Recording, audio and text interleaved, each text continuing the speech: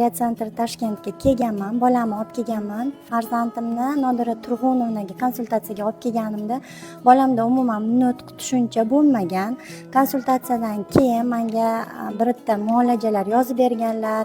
Bulardan refleks terapiya, tomatis, logoped, bak, azon terapiya, vodoterapiyalar, mana shular muolajalarni olganman.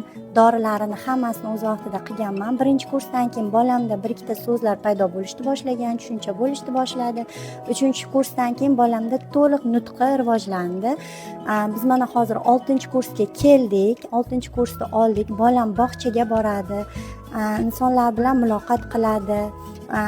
O'zini tutishi yaxshi, nutqi yaxshi.